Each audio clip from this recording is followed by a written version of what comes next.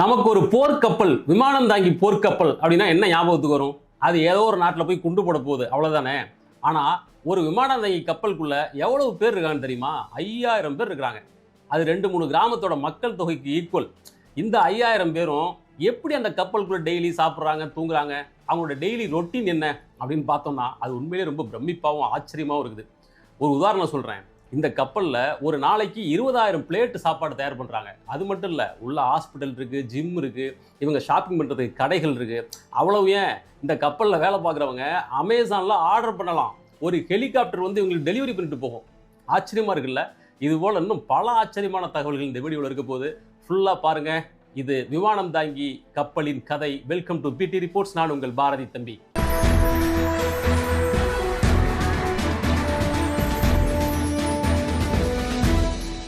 நீங்க வாழ்ந்துகிட்டு இருக்கிற மொத்த நகரமும் உங்க கூடவே சேர்ந்து கடல்ல மிதந்துகிட்டு வந்தா எப்படி இருக்கும்? அப்படி ஒரு மிதக்கிற நகரம் தான் இந்த விமானம் தாங்கி கப்பல். இது மொத்தம் 1,00,000 டன் எடை இருக்குது. 3 ஃபுட்பால் கிரவுண்டா அடுத்தடுத்து அடுக்கி வச்சா எவ்வளவு நீளம் இருக்குமோ அவ்வளவு நீளம். மொத்தம் 333 மீட்டர் நீளம் கொண்டது. இவ்வளவு பிரம்மாண்டமான இந்த கப்பல் மணிக்கு 56 கிலோமீட்டர் வேகத்துல ஒரு ஸ்பீட் போட் போல சீறி பாயுது கடல்ல. பொதுவாக விமானங்கள் வந்து டேக் ஆஃப் ஆகணும்னா நீளமான ரன்வே வேணும். நாம் பார்க்குற ஏர்போர்ட்ல எல்லாம் விமானங்கள் எவ்வளோ பெரிய ரன்வேல ஓடி போய் டேக் ஆஃப் ஆகுது. ஆனால் இந்த கப்பலில் எப்படி அவ்வளோ பெரிய விமானம் டேக் ஆஃப் ஆகுது அப்படின்னு பார்த்தோம்னா அதுக்கான ஹிஸ்ட்ரி என்ன அப்படின்னு கொஞ்சம் பின்னோக்கி போய் பார்த்தோம்னா 1910 வருஷம் அமெரிக்காவோட USS பிர்மிங்ஹாம் அப்படின்ற கப்பலில் முதல்ல ஒரு கப்பலோட மேலே இருந்து விமானத்தை டேக் ஆஃப் பண்ணுறதுக்கு முயற்சி பண்ணியிருக்கிறாங்க. அதுதான் ஃபர்ஸ்ட் அட்டெம்ப்ட். ஒரு ஏர்கிராஃப்ட் கேரியரை உருவாக்குறதுக்கான மூல வித அப்போ போடப்பட்டது தான். அதுக்கு பிறகு முதலாவது உலகப் போரில் சில முயற்சிகள் நடந்துச்சு. 1922 இங்கிலாந்தில் உருவாக்கப்பட்ட HMS ஆர்கஸ் அப்படின்றது தான் அதிகாரப்பூர்வமான முதல் விமானம் தாங்கிய கப்பல். அப்புறம் 2வது உலகப் போரில் ஜப்பான் அமெரிக்காவோட பியர்ல் ஹார்பர் துறைமுகத்தை அட்டாக் பண்ணும்போது 5-6 விமானம் தாங்கி கப்பல்களை பயன்படுத்தியிருக்கிறாங்க. இதெல்லாம் கடந்த கால வரலாறு. ஆனால் அதுக்கு பிறகு டெக்னாலஜி எவ்வளவோ டெவலப் ஆகி இன்னைக்கு ஒரு விமானம் தாங்கி கப்பலோட தொழில்நுட்பம் ரொம்ப ஆச்சரியப்படும் விதமாக வளர்ந்துருச்சு. அதை எப்படி கட்டுறாங்க, அதுக்குள்ளே என்னென்ன வசதிகள் இருக்குது அப்படின்னு உள்ளே போய் பார்த்தோம்னா நிஜமாவே பிரமிக்க வைக்கிற அளவில் இருக்குது. முதல்ல நாம் இதை ஒரு கப்பலாக பார்க்கக்கூடாது. இது கடலில் மிதக்கிற ஒரு இராணுவ நகரம்.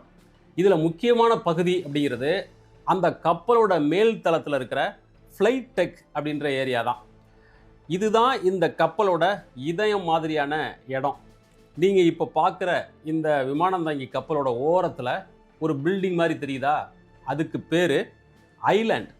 இந்த ஐலேண்ட் தான் ஒட்டுமொத்த கப்பலையும் கண்ட்ரோல் பண்ணுது. விமானங்கள் டேக் ஆஃப் ஆகிறது, மறுபடியும் லேண்ட் ஆகிறது, இந்த கப்பலோட ஆப்ரேஷன்ஸ் எல்லாத்தையும் ஹேண்டில் பண்ணுற இடம் இந்த கப்பலோட மேல் தளத்தில் இந்த பில்டிங் மாதிரி தெரிகிற ஐலேண்ட் அப்படின்ற அந்த இடம் தான். இப்போ உலகத்தில் இருக்கிறதுலையே ரொம்ப மிகப்பெரிய விமானம் தாங்கி கப்பல் எது அப்படின்னு பார்த்தோம்னா அமெரிக்காவில் இருக்கிற நிமிட்ஸ் மற்றும் ஃபோர்டு வகை கப்பல் தான். இதில் மொத்தம் 25 மாடி இருக்குது. கடலில் நிற்கிறதுனால அதோட உயரம் டக்குன்னு நம்ம கண்ணுக்கு புலப்படலை.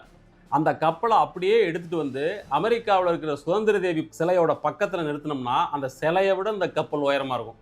அப்போ எவ்வளோ பெரிய சைஸ்ன்னு யோசிச்சு பாருங்க. இந்த கப்பலோட மேல் தளத்தில் அந்த ரன்வே இருக்குல்ல, அந்த ரன்வேக்கும் கீழே ஹேங்கர் பே அப்படின்னு ஒரு ரகசியமான இடம் இருக்குது. இதுதான் இந்த கப்பலோட ரொம்ப முக்கியமான இடம். இந்த ஹேங்கர் பேயோட வேலை என்னன்னா விமானங்களை ரிப்பேர் பண்ணுறது, அங்கே ஆயுதங்களை அதுக்குள்ளே லோட் பண்ணுறது எல்லாம் இங்கே தான் நடக்கும். சரி, மேலிருந்து அந்த ஹேங்கர் பேக்கு எப்படி இந்த விமானங்களை கொண்டு வருவாங்க அப்படின்னு பார்த்தோம்னா அதுக்கு ஒரு மான்ஸ்டர் லிஃப்ட் இருக்குது. லிஃப்ட் அப்படின்னா நம்ம அப்பார்ட்மெண்ட்டில் 4-5 பேரை ஏற்றிக்கிட்டு ஏறி இறங்குற அந்த லிஃப்ட் நினச்சிடாதீங்க. இந்த லிஃப்ட்டு ஒரே நேரத்தில் 2 விமானங்களை ஏற்றிக்கிட்டு வரும். அவ்வளவு வெயிட்டை தாங்கக்கூடிய லிஃப்ட் அது. அந்த ஹேங்கர் பேல தான் ஒட்டுமொத்த விமானங்களோட வேலையும் அங்கே தான் நடக்கும். 1,00,000 டன் எடை உள்ள இந்த மெகா மான்ஸ்டர் ஒரு நகரத்தையே சுமந்துக்கிட்டு கடலில் மிதந்துக்கிட்டு இருக்குது. சரி, இதுக்கு பவர் சப்ளை எங்கேருந்து வருது? இவ்வளவு பிரம்மாண்டமான எடையை சுமந்துக்கிட்டு கடலில் மிதந்துக்கிட்டே போகணுன்னாக்க பவர் சப்ளை வேணும்ல. அது எங்கேருந்து கிடைக்குது அப்படின்னு பார்த்தோம்னா அங்கே தான் மிகப்பெரிய அதிர்ச்சி இருக்குது. ஒவ்வொரு விமானம் தாங்கி கப்பல்லையும் 2 அணுமின் நிலையம் இருக்குது. ஆமா, நியூக்ளியர் பவர் பிளான்ட் 2 இருக்குது. அதாவது ரெகுலர் ஃபியூவல் சிஸ்டத்தில் இயங்குகிற விமானம் தாங்கி கப்பலும் இருக்குது. இப்போ லேட்டஸ்ட்டாக தயாரிக்கப்படுறது எல்லாமே இந்த அணுமின் நிலையத்தில் பவர் சப்ளை வாங்கி அதில் இயங்குகிற விமானம் தாங்கி கப்பல் தான். ஒரு முறை அதில் அணுமின் நிலையத்தை அமைச்சிட்டாக்க நியூக்ளியர் பவர் பிளான்ட் பேஸ்டு ஒரு ஏர்கிராஃப்ட் கேரியர் உருவாயிடுச்சு அப்படின்னா அதுக்கு பிறகு 25 வருஷத்துக்கு அதுக்கு ஃபியூவல் நிரப்பவே வேண்டியதில்லை. 25 வருஷம் அந்த அணுமின் நிலையத்திலேருந்து பவர் ஜென்ரேட் ஆகி அந்த கப்பல் ஓடிட்டே இருக்கும்.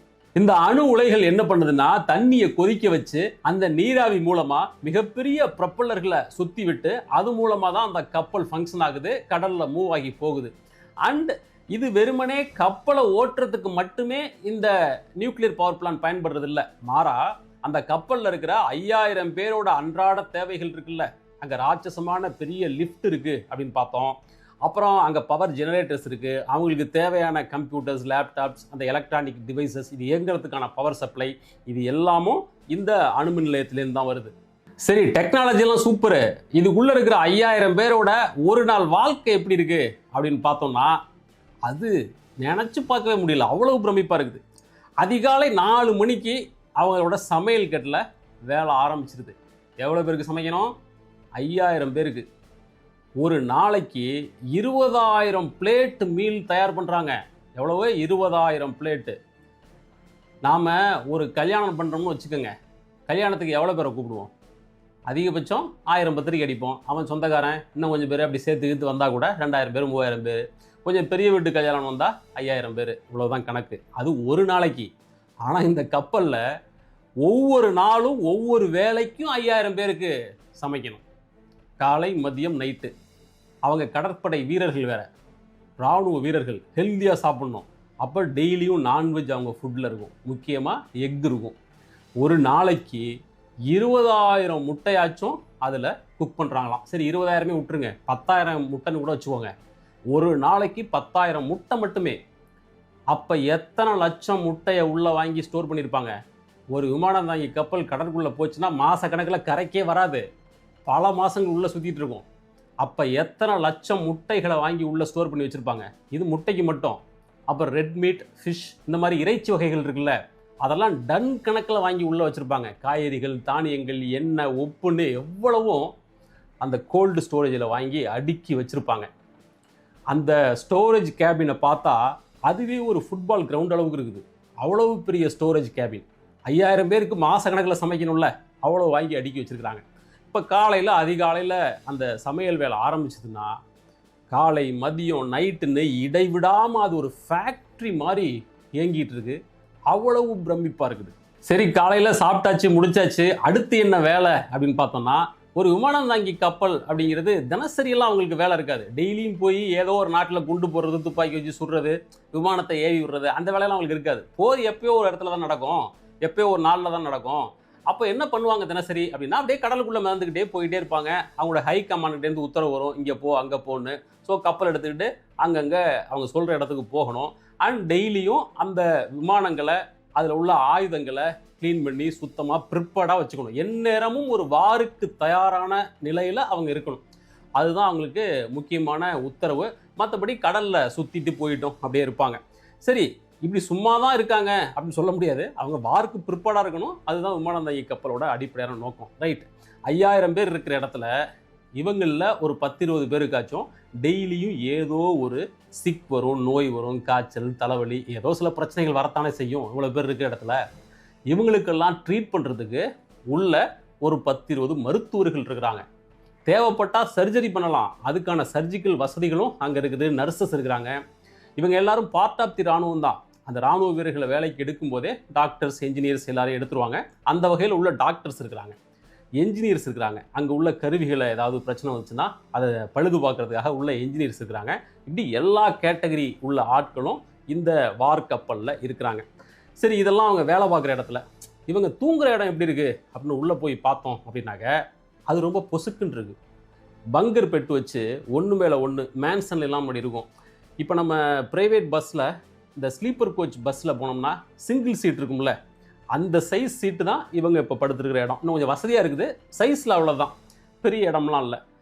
மற்றபடி இவங்க வேலை பார்க்குற இடம்லாம் ரொம்ப பிரம்மாண்டமாக இருக்குது. தங்குற இடம் இந்த மாதிரி சின்னதாக தான் இருக்குது.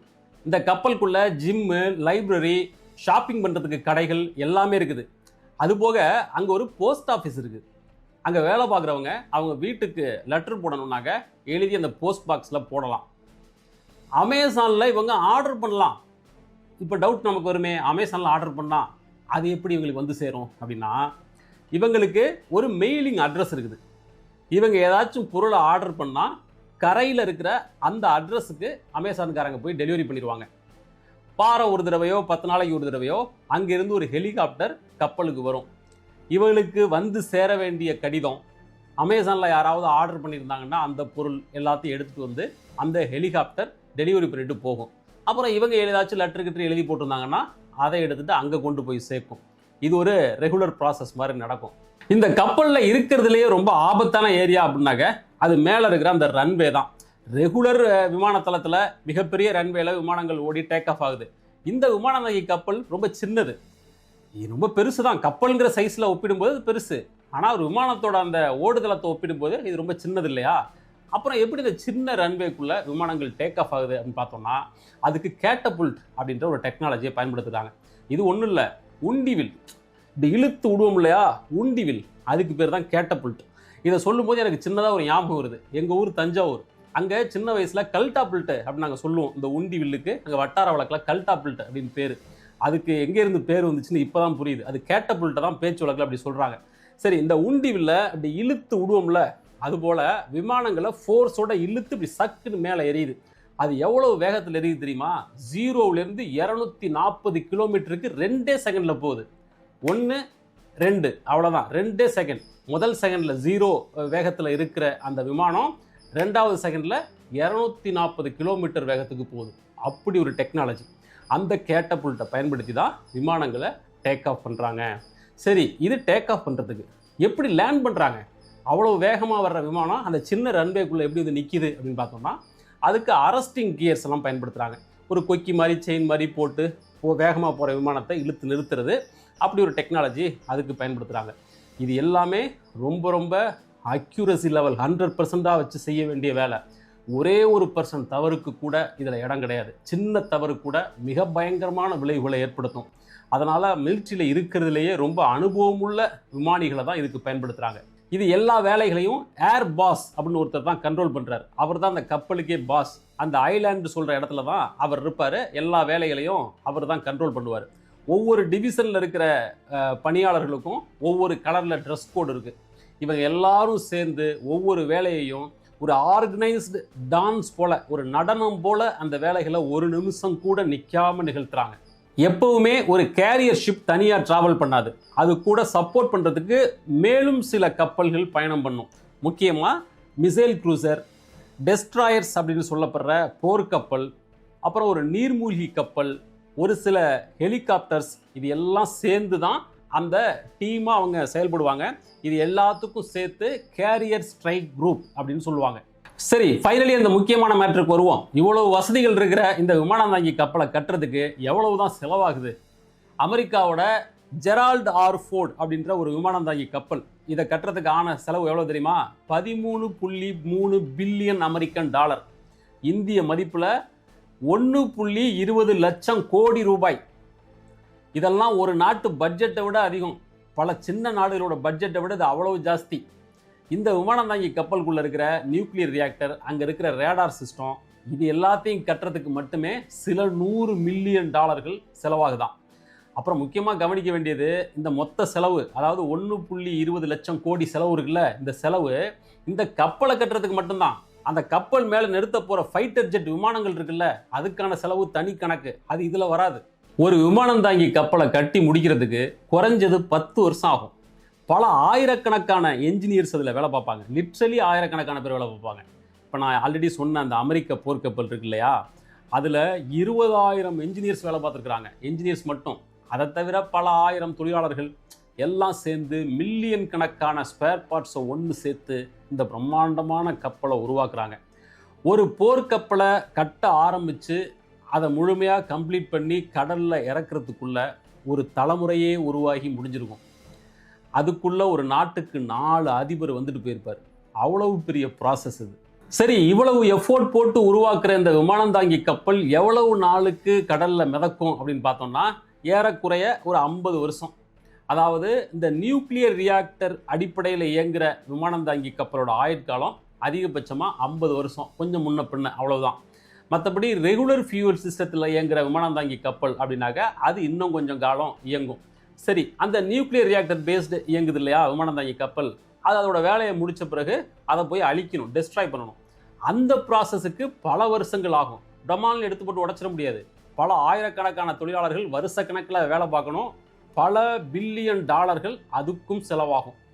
இப்படி நினச்சி பார்க்க முடியாத அளவுக்கு செலவு, பிரம்மாண்டமான மனித உழைப்பு, இதெல்லாம் சம்மந்தப்பட்டிருக்கிறதுனால தான் ஒரு விமானம் தாங்கி கப்பலோட மதிப்பு உலக அரங்கில் மிக முக்கியமானதாக பார்க்கப்படுது. விமானம் தாங்கி கப்பல் அப்படிங்கிறது வெறுமனே போர் கருவி இல்லை, அது ஒரு நாட்டோட வலிமையின் அடையாளம். இந்த விமானம் தாங்கி கப்பலோட மேற்பரப்பில் எத்தனை விமானங்கள் அட் எ டைமில் நிற்க முடியும் அப்படின்னா அது சைஸை பொறுத்து மாறுபடும். இருக்கிறதுலேயே அதிகபட்சம் அப்படின்னு பார்த்தானாக்க அமெரிக்காவில் இருக்கிற ஒரு விமானம் தாங்கி கப்பல் அதில் 90 விமானங்கள் வரைக்கும் நிறுத்த முடியும் அப்படின்னு சொல்கிறாங்க. சில டேட்டாக்கள் 130 விமானங்கள் அளவுக்கு நிறுத்துகிற விமானம் தாங்கி கப்பல் கூட அமெரிக்காவில் இருக்குது அப்படின்னு சொல்கிறாங்க. ஆக மொத்தத்தில் கிட்டத்தட்ட 100 விமானங்களை அட் எ டைமில் நிறுத்தலாம். அவ்வளோ பெரிய விமானங்கள் வச்சுருக்குது அமெரிக்கா. ஒரே நேரத்தில் 100 விமானங்கள் நிறுத்தணும் அப்படின்னாக்க அந்த கப்பலோட அந்த மேல் பகுதி டெக் எவ்வளோ பெருசு இருக்கும் அப்படின்னு யோசிச்சு பார்த்துக்கோங்க. இன்னைக்கு தேதியில் உலகம் முழுக்கவே மொத்தம் 22 விமானம் தாங்கி கப்பல் தான் இருக்குது மொத்தமாகவே. அந்த 22ல் 11 விமானம் தாங்கி கப்பல் அமெரிக்காவுக்கு சொந்தமானது, மோஸ்ட் பவர்ஃபுல். அதனால தான் இவ்வளோ ஆட்டம் போடுறானுங்க. அந்த 22ல் 11 அவனுக்கு போச்சா, மீதி பல நாடுகள் 1, 2 அப்படின்னு வச்சுருக்குது. சீனா கிட்ட 3, இங்கிலாந்து கிட்ட 2, ஜப்பான் கிட்ட 2, Italy 2, France, Russia, Spain, Brazil, Thailand, இவங்கெல்லாம் ஆளுக்கு ஒவ்வொன்று வச்சுருக்கிறாங்க. சரி, இதில் நம்ம இந்தியாவோட பங்கு என்ன அப்படின்னு பார்க்க வேணாமா?